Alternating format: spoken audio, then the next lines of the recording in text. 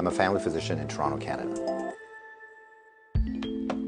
The coronavirus is a family of viruses that can cause as mild things as just a common cold, all the way up to SARS or MERS. These are these bad pneumonias that we're talking about. And basically what these viruses are, they look like a tennis ball with all these spikes sticking out of it. And depending on the type of spike, it allows that virus to attach to certain places. So some viruses, they have the spike that attaches to your nose. So basically you just get a common cold. But the SARS virus and this new virus that we're talking about has the spike that allows it to attach to the cells in your lung. And when it attaches there, it puts in information to make photocopies of itself. So it uses our equipment to make more viruses. I'm declaring a public health emergency of international concern over the global outbreak of novel coronavirus.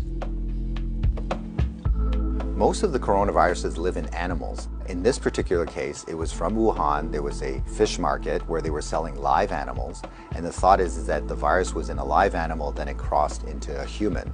But then what we found was that people were getting sick in terms of healthcare workers, in terms of family members that were looking after them, which now meant that the virus can pass from human to another human. Just like all viruses, it needs to reach a target, which is your lung. And it has to get there with your help. It has no feet and no wings. So therefore it needs us to move it there. So that's why we keep saying, don't hang around sneezy people because you're gonna breathe it in, and don't touch your face because that's how the virus is gonna get in.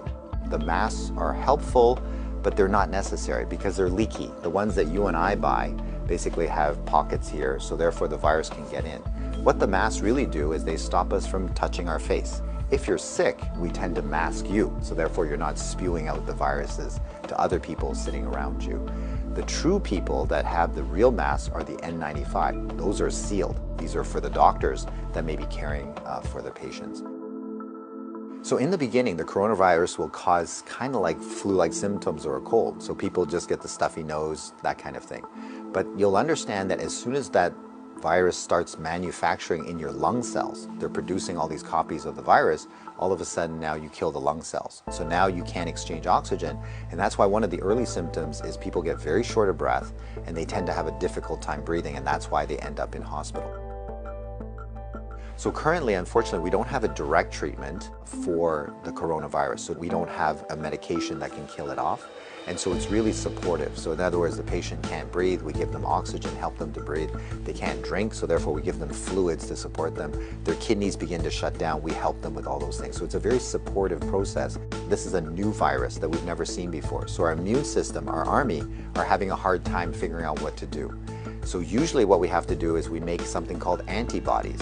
So these are things that can grab onto the spikes that we see on the virus, and it'll get rid of the virus for you, and that will actually bring you back to good health. So therefore the elderly may have a worse outcome, and of course the young children. So the babies, their immune system is not so good either, so they may not make those antibodies as well. So just remember, your hands may be with virus. Virus cannot hurt you because it can't get through the skin, but the moment I do this, now I've brought the virus right to where it wants to go. So let's remember not to touch our hands to our face.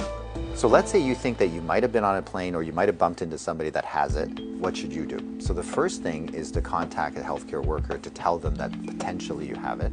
If you're feeling symptoms and you're going to go into a facility, call ahead. Okay, so whether you're calling the paramedics or whether you're calling the hospital or your doctor, just mention that you were on a flight. If you don't have any symptoms, then what we do is a little bit of a self-quarantine. In other words, we can just keep you away from other people, and so you don't go into parties, don't go with your friends, don't go into public transportation.